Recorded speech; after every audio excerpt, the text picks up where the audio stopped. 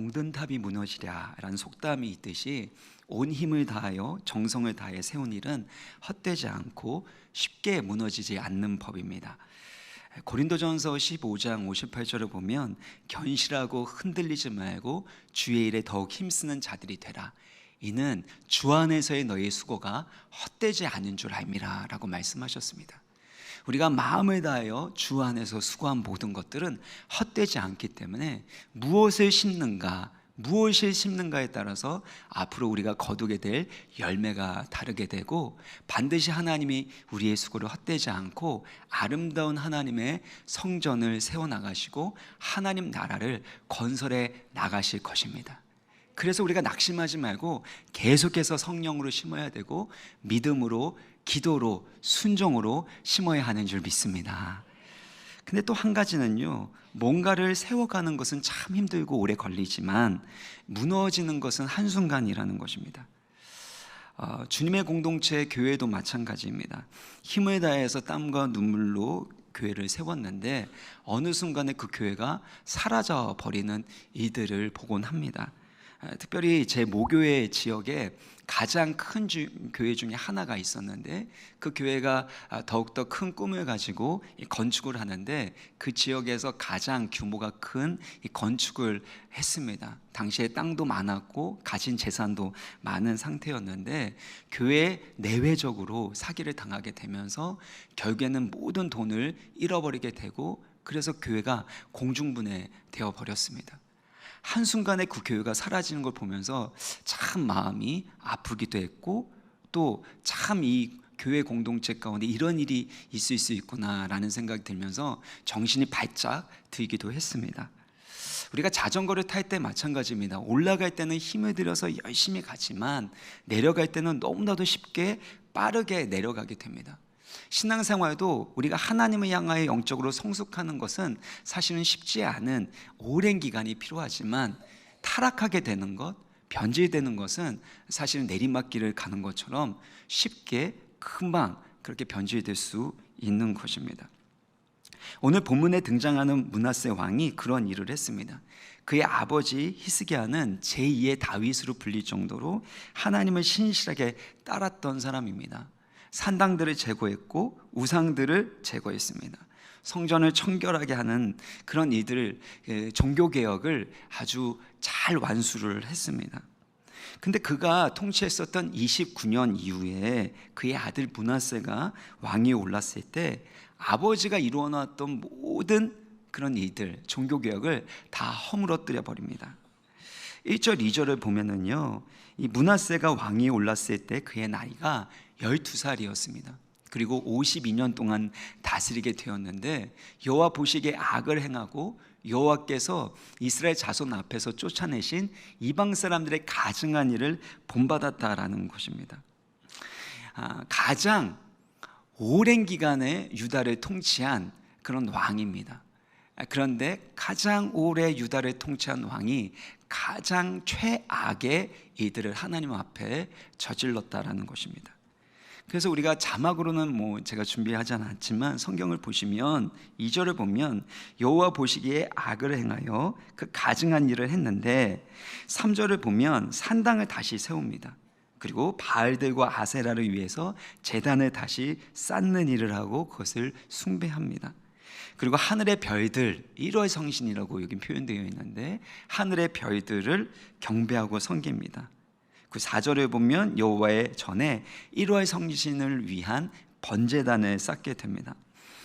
그리고 6절을 보면 흰놈의 아들 골짜기에서 그의 아들들이 불 위로 지나가게 합니다. 이것은 아들들을 이 제물로 이렇게 바치는 인신 제사를 드렸다는 것을 말하는데, 하나님의 가장 미워하시고 가증히 여기시는 그런 이방 풍습 중에 하나가 바로 인신 제사였습니다.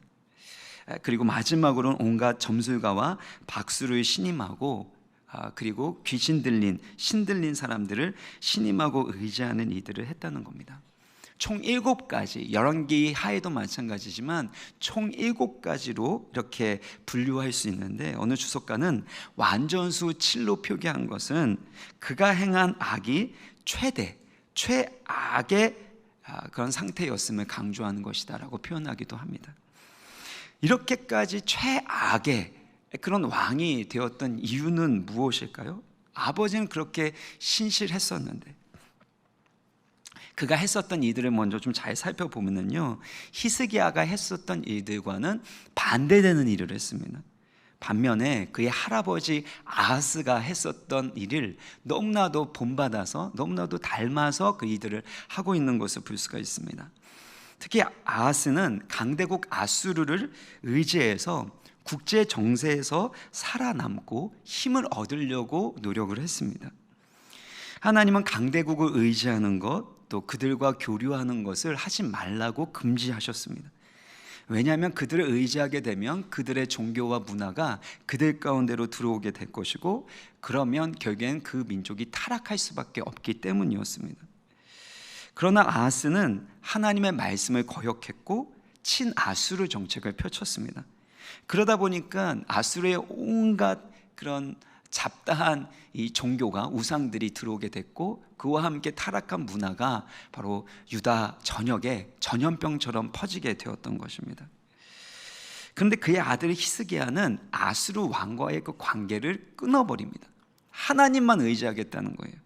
그리고 강대국이 했었던 그 우상 숭배와 타락한 문화를 더 이상 받아들이지 않고 끊고 하나님이 기뻐하시는 나라로, 그런 문화로 만들겠다고 선언하고 종교개혁을 펼쳐나갔던 것입니다. 이런 히스기야의 변화, 종교개혁에 대해서 모든 사람이 환영했을까요? 어느 곳이나 어느 시대나 아무리 좋은 거라고 할지라도 변화에 대해서 불만을 가진 사람들이 있습니다. 특별히 히스기야의 종교개혁과 그 변화에 불만을 가지고 있었던 사람들이 있었는데, 그들이 누구였을까요? 바로 그의 아버지였던 아하스를 따랐던 친아수르 정책, 친아수르 문화를 신봉하고 따랐었던 사람들이 바로 히스기야를 원하지 않고 오히려 대적하는 이들을 했었던 것입니다. 그들은 강대국을 의지해야 된다, 아수를 의지하던, 바벨론을 의지하던, 애굽을 의지하던 강대국을 의지하지 살아남는다, 그리고 그들의 문화를, 그들의 선진 기술을 받아들여야지 더 강해질 수 있다라고 주장하고 있었던 현실주의자였습니다. 당시에는 아수르가 가장 강했습니다. 애굽도 별 볼 일 없었고 바벨론도 점점 힘이 커지고 있었지만 여전히 약해져 있는 상황이었습니다. 현실주의자들이었던 그들의 요구를 들었던 므낫세는 어땠을까요? 신앙이 없었기 때문에 강대국을 의지해야 된다는 그들의 말에 현혹되기 시작합니다. 다른 나라들처럼 국제 외교 정치를 잘 해야지만 살아남을 수 있다라는 것, 그래서 친아수르파의 주장을 받아들이고 이제는 그들의 목소리를 따라서 현실 정책을 펼치면서 현실 정치를 하면서 결국에 그들의 문화와 종교도 받아들이게 되었다라는 것입니다. 흔히들 우리가 정치와 종교는 분리해야 된다라는 말을 많이 하죠. 정치와 종교는 분리해야 된다. 제가 이 강단에서 어느 정당을 지지하는 말을 하거나 어떤 대통령이 세워져야 한다라는 말은 여러분 평생에 듣지 못하실 것입니다.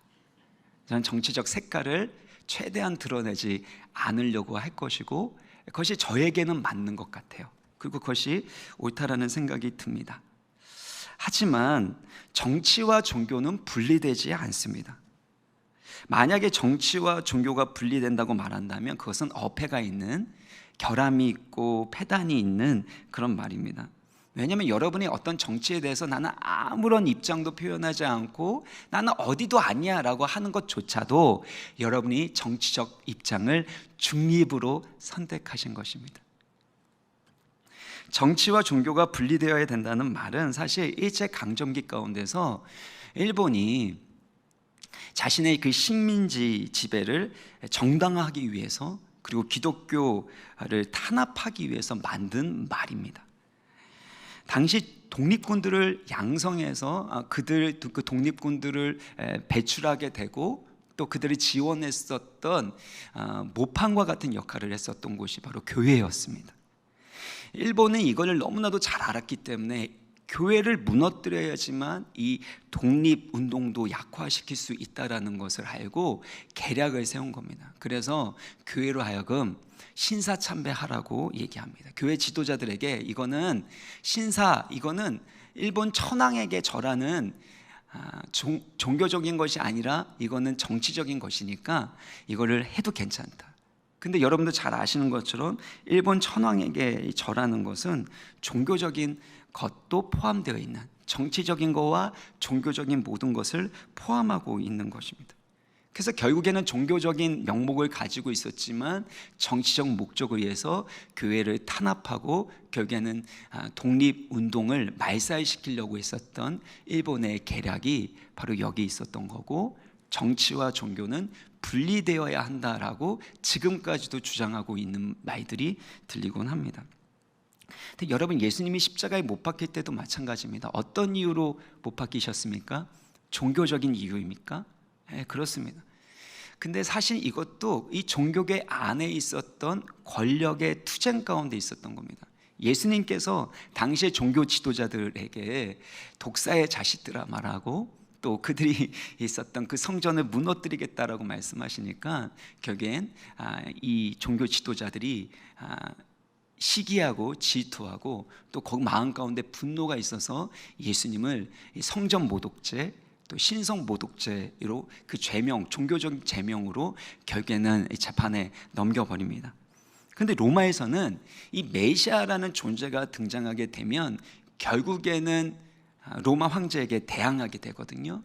예전에 마카비라는 메시아 비슷한 사람이 등장해서 성전을 청결케 하는 일들이 일어나게 됐는데, 그 이후에도 계속해서 반란과 봉기가 일어났기 때문에 유대의 메시아가 나타났다라는 것은 결국에는 그 메시아를 처단해야만 하고, 또한 그로 인해서 밀란이 생기는 부분에 대해서 막기 위해서 예수님을 십자가에 못 박아 죽였다라는 것입니다.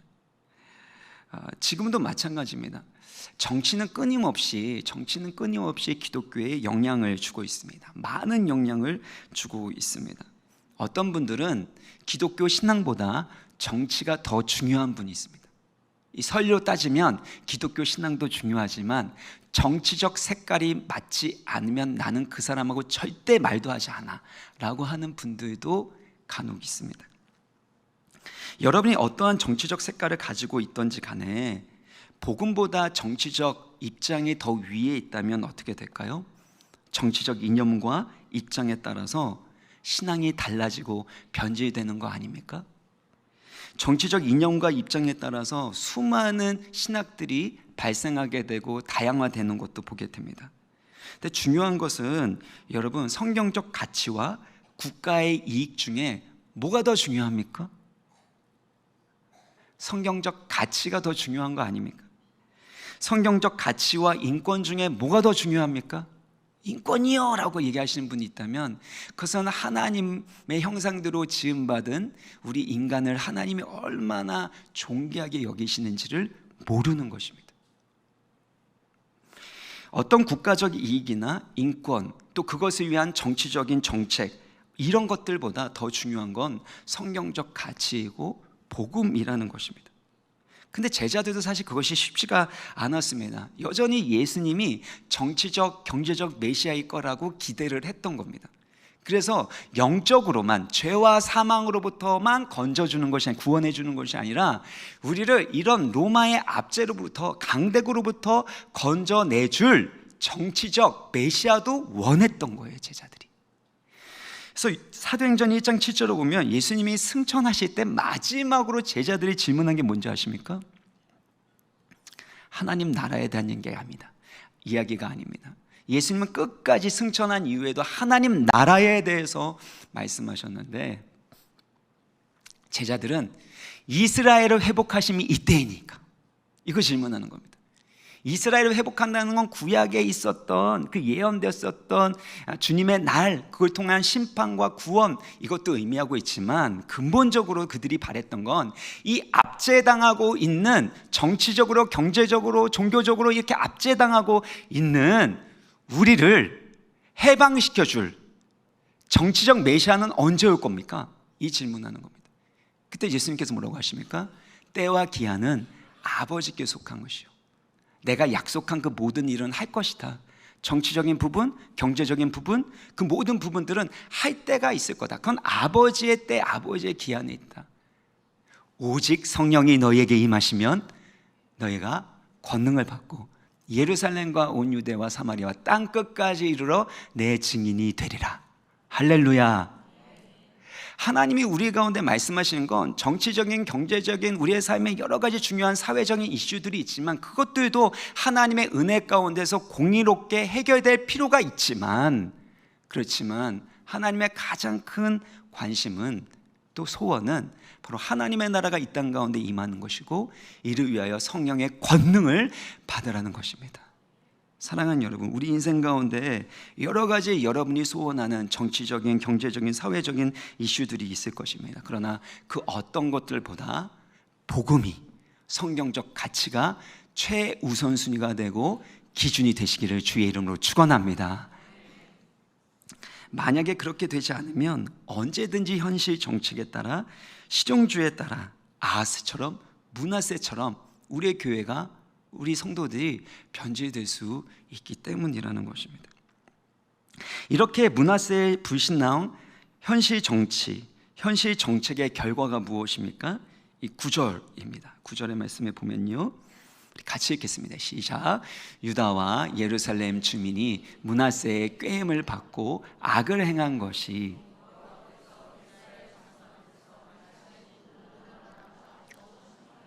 네, 므낫세의 꾀임을 받게 돼서 악을 행했는데, 남유다에 있는 모든 사람들이 그렇게 꾀임을 받아서 범죄하게 되었고, 하나님 앞에서 멸망당했던 이방 나라보다 더욱더 악을 심하게 행했다라는 것입니다. 근데 정말 안타깝고 비극스러운 것은, 므낫세가 최악의 왕이었는데 가장 오래 나라를 다스렸다는 것입니다. 그러니까 얼마만큼 남유다 왕국이 타락하고 고통을 겪었는가라는 것입니다. 그러면 므낫세가 왜 이렇게 타락하게 되었을까라는 또 하나의 이유를 살펴보면, 이 10절인데요, 10절 같이 읽겠습니다. 시작. 여호와께서 므낫세와 그의 백성에게 이르셨으나 그들이 듣지 아니하므로. 하나님께서 선견자, 선지자들을 통해서 므낫세와 그의 백성들에게 여러 차례 수없이 말씀하셨지만 그들이 어떻게 했습니까? 듣지 않았다라는 것입니다. 유대교 전승에 따르면은요, 선지자 이사야, 하나님의 말씀 회개와 구원과 회복을 선포했었던 이사야를 톱으로 죽인 왕이 바로 므낫세다라고 기록될 정도로 므낫세는 선지자들의 말을 듣지 않았습니다. 하나님의 말씀을 듣지 않았다는 건 하나님의 말씀을 깨닫지 못했다라는 것입니다. 이 깨닫지 못하는 것이 문제입니다. 요한계시록 3장 17절을 보면 라오디게아 교회가 나오는데 뭐라고 얘기하냐면, 나는 부자라, 부요해서 부족한 것이 없다라고 말합니다. 당시에 라오디게아 이 도시는요, 부유한 도시였습니다. 소아시아에 큰 지진이 일어났을 때 라오디게아 이 도시도 큰 피해를 입게 됩니다. 그때 로마의 황제가 지진으로 인해서 피해를 입은 그 도시를 향해서 내가 도와주겠다라고 얘기를 했는데, 그런 제안을 정중하게 거절할 정도로 그들은 부유한 도시였습니다. 그러니까 나는 부자라, 부요해요, 부족한 것이 없다라는 말을 하나님 앞에서도 하고 있는 것입니다. 근데 문제는 자신의 공고한 것, 가련한 것, 가난한 것, 눈먼 것, 벌거벗은 것은 알지 못했다라는 것입니다. 여러분, 우리가 실수하고 잘못할 수 있습니다. 우리보다 연약함이 있고 부족함이 있습니다. 근데 가장 큰 문제는 무엇이냐면, 내가 무엇을 잘못하고 있는지, 내가 어떤 길을 잘못 들어서 있는지, 이것을 깨닫지 못하는 것이 가장 큰 문제라는 것입니다. 여러분, 타이타닉호가 이 빙산에 부딪혀서 배가 가라앉고 있었을 때 많은 사람들이 구명보트에 타는 것보다 배 있는 것이 더 안전하다라고 했는 거 알고 계시죠? 여전히 배에서 호화 파티를 즐기는 사람들도 있었습니다. 왜 그런가 하면 배가 아주 느린 속도로 가라앉고 있었기 때문입니다. 배가 침몰하게 될 운명을 그들은 깨닫지 못했던 것입니다. 심지어 구명보트를 타고 먼저 타이타닉 호에서 한 1마일 정도 떨어져 나간 사람들도 왜 내가 구명보트를 타야 되는지를 모른 채 가다가 이 타이타닉 호를 보니까 이 불빛이 있는 그게 기울어져 있는 것을 보면서 배가 침몰하고 있구나라는 것을 알게 되었다는 겁니다. 깨닫지 못하니까 결국에는 돌이킬 수 없는 결과를 맞이하게 된다는 겁니다. 근데 죄라는 것은요, 얼마나 무서운 거냐면 내가 죄인인 것에 대해서 내가 잘못된 행동을 하고 있다는 것을 깨닫지 못하도록 만든다는 것입니다. 죄라는 것은 자기 기만이 있는 거예요. 스스로를 속이게 됩니다. 그만큼 우리의 마음이 굳어져 버리는 것, 완고하게 되는 일이 일어나게 되는 것을 보여주는 것입니다. 히브리서 3장 7절 8절을 보면요, 우리 같이 한번 읽어볼까요? 시작. 그러므로 성령이 이르신 바와 같이 오늘 너희가 그의 음성을 듣거든 광야에서 시험하던 날에 거역하던 것 같이 너희 마음을 완고하게 하지 말라. 성령께서 여러분 가운데 말씀하실 때 하지 말아야 될 것이 있는데 바로 마음을 완고하게 하지 않는 것, 이것이 제일 중요하다는 것입니다. 시편 81편 10절도 보면 나는 너를 애굽 땅에서 인도하여 낸 여호와 내 하나님이니, 이 노란색에 읽겠습니다. 시작. 내 입을 크게 열라 내가 채우리라 하였으나 내 백성이 내 소리를 듣지 아니하며 이스라엘이 나를 원하지 아니하였도다. 그러므로 내가 그의 마음을 완악한 대로 내버려두어. 하나님께서 말씀하신 거예요. 너의 입을 넓게 열어라, 크게 열어라, 그러면 내가 채우겠다라고 말씀을 하셨는데 그 백성들이 그 소리를 듣지 않았다라는 겁니다. 왜요? 하나님을 원하지 않은 거예요. 하나님 말고 다른 것들을 원하는 거죠. 하나님 말고도 다른 대안이 있고 하나님 말고도 다른 도움이 있는 거고 다른 해답이 있다라고 생각했기 때문에 하나님을 원하지 않았던 겁니다. 그래서 하나님은 어떻게 하셨대요? 그 완악한 마음 그대로 내버려 두셨다라는 것입니다. 자기 생각으로 자기 소원으로 가득 차 있었기 때문에 하나님을 더 이상 원하지 않는 그 모습을 보이고 있는 것입니다. 우리가 사춘기 자녀들하고 얘기할 때 아니면 미운 4살, 아니면 이런 표현도 나오더라고요. 7살 하면 부모를 미치게 만드는 7살, 이런 표현도 나오는데 우리가 자녀들하고 얘기를 할 때 자녀들이 듣지 않을 때가 있죠. 듣지 않는 거는 이미 그 마음과 생각 가운데 자기가 하고 싶은 것, 그리고 자기 생각으로 가득 차 있기 때문이 아닙니까? 누군가하고 같이 일을 할 때도 마찬가지고 대화할 때도 마찬가지입니다. 말을 듣지 않을 때, 이렇게 평행선으로 가게 될 때는 결국엔 그 사람이 가장 소중하게 여기는 가치, 그 사람의 생각과 소원, 그 사람의 신념으로 가득 차 있으면 대화가 되지 않는 법입니다. 자기 생각, 자기 신념, 자기 소원, 이것들을 버려야지만 그때 상대방의 말을 받아들일 수 있는 빈 공간이 생기는 법입니다. 마찬가지로 우리가 하나님 말씀을 많이 듣는데 왜 변화가 안 될까요? 그것은 여전히 내 가운데 채워져 있는 내 생각, 내 소원, 내 욕심이 있기 때문이라는 겁니다. 그래서 하나님 말씀이 채워지려면, 은혜가 채워지려면 비우는 것이 필요합니다. 비우지 않고서는 하나님이 채워주시지 않는 거죠. 차 있는데 뭐하러 입을 크게 엽니까? 그래서 하나님의 은혜를 받기 위해서, 말씀을 듣기 위해서 하나님이 아닌 다른 것들로 채워 있는 것들을 우리는 비워야 합니다. 전에도 말씀드렸지만 여러분, 심호흡을 깊이 한번 해보세요. 말씀을 듣기 전에, 말씀을 읽기 전에, 기도하기 전에, 또 기도하다가도 한숨을 쉬시는 게 아니라 우리 한숨 많이 쉬죠. 근데 심호흡을 깊게 하시는 겁니다. 근데 심호흡을 깊게 할 때 중요한 건 많이 들어 마시려면 어떻게 해야 된다고 말씀드렸어요? 최대한 많이 내뱉어야 된다고 말씀을 드렸죠. 우리 한번 해볼까요? 깊게 한번 들여 마셔 보십시오. 그 내뱉어 보세요.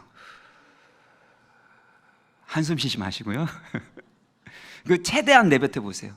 최대한 내뱉을 수 있는 만큼. 그 다음에 다시 들여 마셔 보세요. 훨씬 많이 들여 마실 수 있는 거죠. 우리 가운데 최대한 날숨을 많이 뱉어 버릴수록 많이 마실 수 있는 것처럼 하나님의 생기로 우리의 영혼과 마음이 채워지기 위해서는 우리 안에 있는 헛된 것들, 내 생각, 내 신념, 세상적인 가치, 욕심과 교만, 이 모든 것들을 다 내뱉어야지만, 내쉬어야지만, 비워야지만 하나님의 생기로 채워나갈 수 있다는 것입니다. 그래서 여러분, 한숨 쉬고 싶은 그때에 심호흡을 깊게 하면서 주님, 내 가운데 있는 헛된 것들, 교만한 것들, 내 신념, 내 생각, 내 소원, 내 염려, 두려움, 이 모든 것을 주님 앞에 다 쏟아놓고 비우기를 원합니다. 하나님의 생기로, 하나님의 말씀으로, 하나님의 은혜의 능력으로 충만하게 채워 주옵소서. 그러면 하나님이 채워주시는 것이죠. 그런데 므낫세는 하나님이 여러 번 이렇게 말씀하셨음에도 불구하고 하나님의 말씀을 듣지 않았다라는 것입니다. 그래서 어떤 일이 일어납니까? 11절을 보면요, 우리 같이 읽겠습니다. 11절 시작. 여호와께서 아수르 왕의 군대의 지휘관들이 와서 치게 하심에 그들이 므낫세를 사로잡고 쇠사슬로 결박하여 바벨론으로 끌고 간지라. 당시에 유다 이 므낫세 왕이 가장 의지했었던 강대국이 아수르였는데 그 믿었던 도끼, 믿는 도끼의 발등이 찍힌 일이 일어나게 됩니다. 제가 보니까요, 믿는 도끼의 발등 찍힌 거와 비슷한 말이 헌신했더니 헌시작 됐더라, 이런 표현이 있던데, 말 안 할래다가 우리 교회 보통 헌신이라는 표현을 많이 하는데, 세상에는 헌신하면 헌신작 되는 일이 있을지라도 우리 주님께 헌신하면 날마다 새신작이 되는 줄 믿습니다. 속으면 안 됩니다. 하나님께 헌신한 거, 앞서 말씀드린 것, 주 안에서의 모든 수고는 인간의 눈으로 보는 것과 다르게 주 안에서의 모든 수고는 헛되지 않은 줄 믿습니다. 그런데 세상에 대해서 헌신하게 되면, 세상을 믿으면, 누군가를 믿으면 반드시 발등 찍히는, 배반당하는 일들이 일어나게 된다는 겁니다. 아수르가 결국에는 이 므낫세를 사로잡아서 가는데 쇠사슬에 결박해서 바벨론으로 끌고 가게 됩니다. 이스라엘이 아수르에게 멸망하게 된 것은 결국에는 그들의 행했었던 불신앙과 우상숭배 때문 아닙니까? 또한 강대국을 의지했었던 현실 정치, 현실 정책 때문이었습니다. 이런 역사가 있었음에도 불구하고 므낫세는 이 역사를 통해서 배우지 못했고 하나님의 말씀을 깨닫지 못하고 듣지 않았다라는 것입니다. 그런데 여기에서 끝이 나지 않습니다. 은혜의 반전이 있는데요, 12절입니다. 같이 12절 읽습니다. 시작. 그가 환난을 당하여 그의 하나님 여호와께 간구하고 그의 조상들의 하나님 앞에 크게 겸손하여 환난을 당했습니다. 바벨론 포로로 사로잡혀 쇠사슬에 묶여서 가게 됩니다. 그때 므낫세가 하나님 앞에 크게 겸손했다라는 겁니다. 크게 겸손했다라는 것들이 참 중요한 표현인데, 이것은 제가 묵상할 때는 그가 얼마나 큰 죄악을 저질렀는지를 보여주는 표현이기도 하다고 생각합니다. 또한 그의 그 죄악과 그의 꾀임으로 인해서 하나님의 백성들이 얼마나 큰 고통을 당했고 하나님 앞에 큰 죄악을 저질렀었는지 이것을 알려주는 표현이기도 합니다. 근데 중요한 것은 그가 하나님 앞에 크게 겸손했다는 겁니다. 그의 조상들의 하나님 앞에요. 이때 하나님이 얼마나 자비로우시고 얼마나 긍휼과 은혜가 풍성하신 분이신지 13절을 보면은요, 같이 읽어볼까요? 13절 시작. 기도하였으므로 하나님이 그의 기도를 받으시며 그의 간구를 들으시사 그가 예루살렘에 돌아와서 다시 왕위에 앉게 하심에 므낫세가 그제서야 여호와의 하나님이신 줄 알았더라. 예. 므낫세가 크게 겸손하고 회개하니까 하나님이 용서해 주시고 다시 예루살렘으로 돌아가서 왕위에 앉혀주셨다라는 것입니다. 여러분, 이 말씀을 들을 때 마음이 막 불편하고 힘든 분 계시지 않습니까? 아니, 해도 너무하지. 최악의 그 왕이었던 므낫세, 본보기로서 하나님을 경외하지 않고, 아니 하나님의 백성들을 꿰어서 이렇게 타락하게 만들게 되면 어떻게 되는지 철저하게 아주 무섭게 보여줘야 되는 거 아닌가? 그리고 그 혼자 그냥 회개하여 왕위에 앉게 되는 걸로 그냥 끝나버려? 그동안 했었던 일들은 어떻게 하고? 이런 마음들이 생기지 않겠습니까? 그렇게 나쁜 놈은 그곳에서 망해도 싸, 이런 생각 들지 않습니까? 이런 생각은 탕자의 비유에 나온 첫째 아들의 마음과 비슷합니다. 둘째 아들이 아버지의 모든 재산을 미리 받아가서 그 외국에서 허랑방탕하게 생활하면서 모든 재산을 다 탕진합니다. 그리고 나서 거짓골로 아버지께로 돌아오게 되는 거죠. 그때 첫째 아들은 이렇게 생각했을지 모릅니다. 저 녀석은 절대 돌아오면 안 되는 녀석이야. 아버지와 나에게 어떤 모욕과 고통을 주었는데 양심이 있으면, 조금이라도 사람이라면, 사람 구석이 있으면 그렇게 못하지.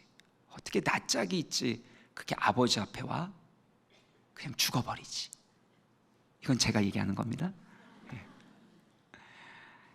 그런데 아버지는 그 탕자가 돌아온 걸로 인해서 끌어안고 너무나 기뻐하면서 아버지의 가락지를 끼워주고 아버지의 옷을 입혀주고 아버지의 신을 신겨주고 아버지와 함께 살게끔 만들어주지 않습니까? 그래서 잔치를, 송아지를 잡고 잔치를 벌이는데 이 첫째 아들은 그 잔치 가운데로 가지 않습니다. 그러니까 아버지가 마중 나왔어요. 첫째, 같이 가자. 둘째 아들이 살아났다, 다시 돌아왔다. 그러니까 이 첫째 아들이 분노하면서 어떻게 나에게는 송아지 새끼 한 마리도 안 잡아줬냐면서 분노하는 모습을 보이게 됩니다. 우리에게도 이런 모습이 있지 않습니까? 어떻게 저 사람이, 어떻게 하나님이 저런 사람을 용서해 주실 수 있지?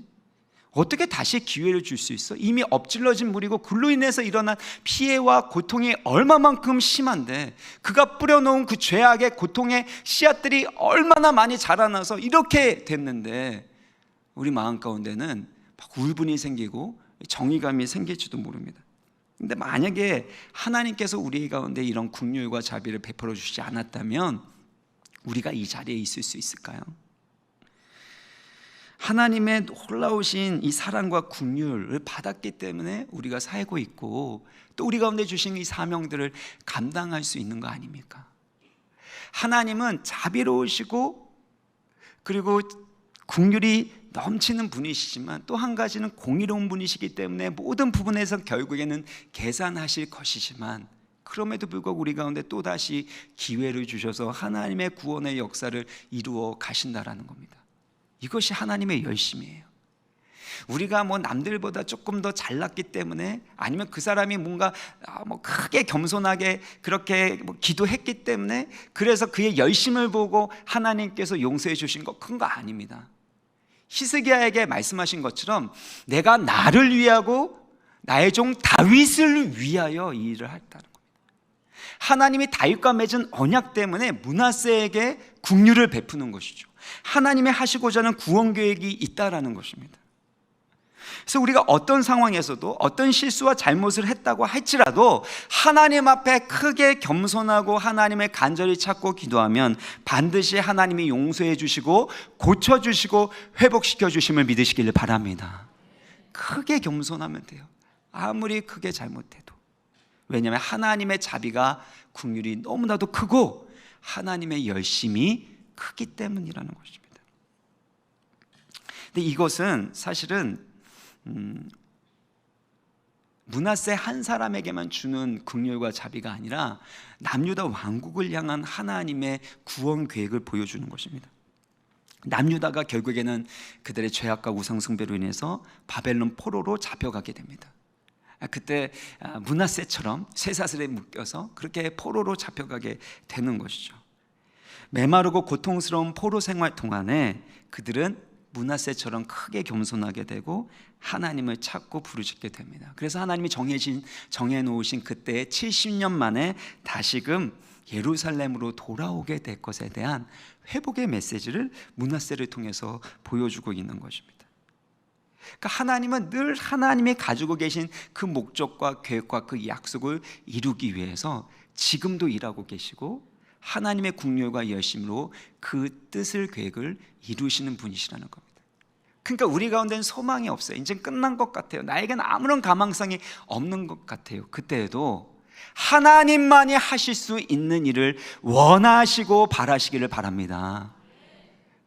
메시아만이 할 수 있는 일을 이 거지였고 소경이었던 맹인이 간절히 이렇게 찾았더니 하나님만이 하실 수 있는 눈뜨게 되는 일, 그리고 변화되어서 주님을 따르는 이들이 바로 이 거지 맹인 가운데 일어났던 것처럼 우리 가운데도 하나님이 하실 수 있는 일, 하나님 하기 원하시는 그 일이 이루어질 수 있음을 끝까지 믿으시면 하나님이 그 일을 성취해 주시는 것입니다.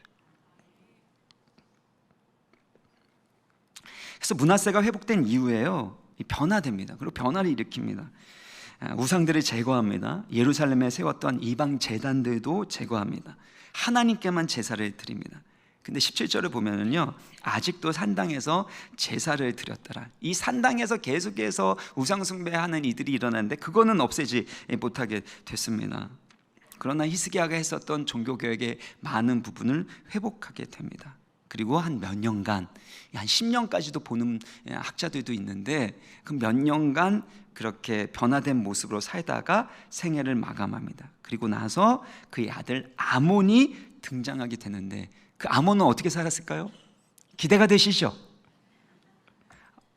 22절, 23절을 보면요, 그의 아버지 므낫세의 행함같이 여호와 보시기에 악을 행하여 아몬이 그의 아버지 므낫세가 만든 아로새긴 모든 우상에게 제사하여 섬겼으며. 아이고, 아버지가 만든 그 우상을 제사하고, 우상 앞에 제사하고 섬겼다는 것입니다.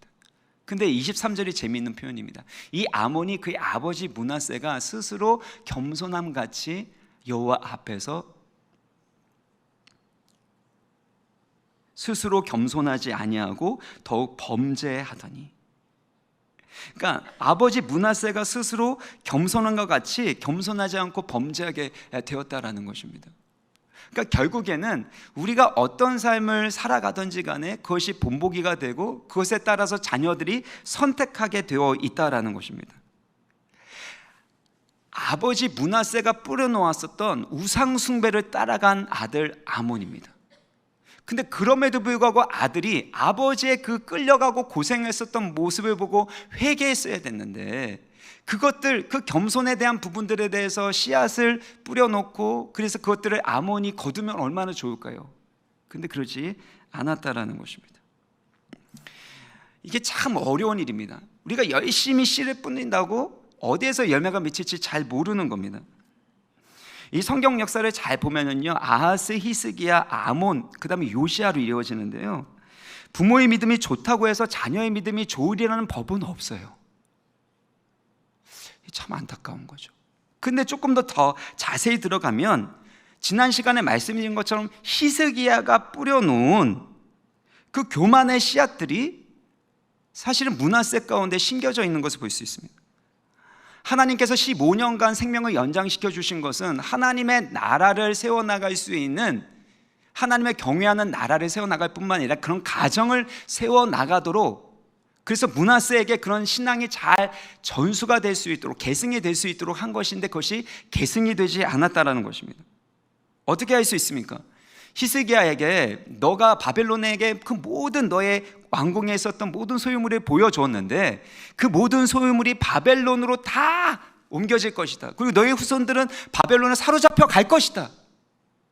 이게 궁극적으로 실현이 결국에는 되지만 므낫세가 먼저 그것들을 예표로서 예고편으로 경험하게 되지 않습니까? 바벨론으로 사로잡혀 가게 되잖아요. 근데 히스기야는 그것 때문에 애통하고 눈물 흘리면서 기도하지 않습니다.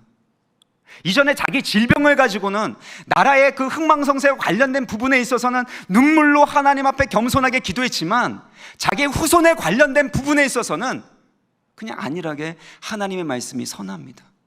어차피 내 세대에는 태평성대가 있을 것인데 하나님의 말씀이 어찌 선하지 않겠습니까? 그렇게 끝나버린다고요.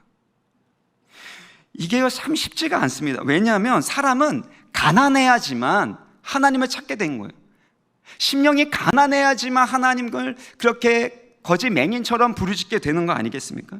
그런데 문제는 역대하 32장 27절 보면 히스기야가, 이 역대하 버전입니다, 히스기야와 이하가 부와 영광이 지극한지라. 그러니까 하나님께서 15년 연장시켜 주시고 아수르로부터 흥왕케, 그러니까 승리케 하시고 보호해 주시니까 부와 영광이 지극하게 된 겁니다.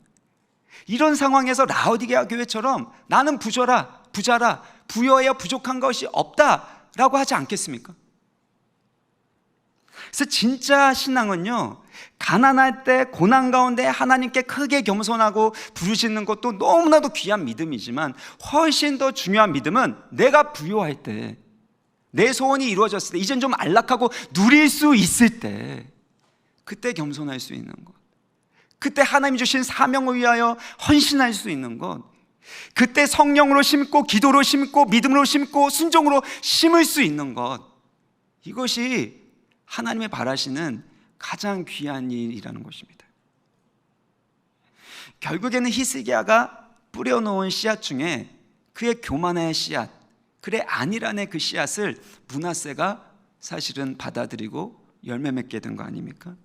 므낫세가 뿌려놓은 겸손의 회개의 기도의 씨앗도 있지만, 결국엔 그가 뿌려놓은 그 죄악의 그 교만의 씨앗 때문 아닙니까? 그렇지만 여기에도 소망이 있습니다. 아몬이 암살당하게 됩니다. 2년 만에. 근데 그의 아들, 아몬의 아들 요시아는 어떻습니까? 제3의 다윗이라고 불릴 정도로 다윗의 길을 따라가고 히스기야 때보다 더 근본적인 종교개혁을 하는 것을 볼 수 있습니다. 그러니까 여기에 소망이 있는 거죠. 우리는 결과가 어떻게 되든 간에 하나님을 사랑하고 경외한 마음으로 겸손하게 우리가 계속해서 심으면 하나님의 열심으로 하나님의 때에 하나님께서 자라게 하시고 열매 맺게 하여 주실 줄 믿습니다. 지금 현실의 모습만을 보지 마시고 하나님이 여러분의 수고와 여러분의 기도를 통해서 어떻게 일할 것인지 하나님의 관점으로 바라보시고 두려워하지 마시고 낙심하지 마시고 끝까지 심으시기를 주의 이름으로 축원합니다. 특별히 우리 인생 가운데 환난이 있을 때, 위기가 있을 때 그것이 꼭 나쁜 것만 아닙니다. 우리 자녀들에게 어려운 일이 생기고 고통이 있고 어려움이 있는 거 너무 싫으시죠? 저도 마찬가지입니다. 너무 싫습니다. 목소리가 변하지 않습니까? 이렇게 너무 싫어요.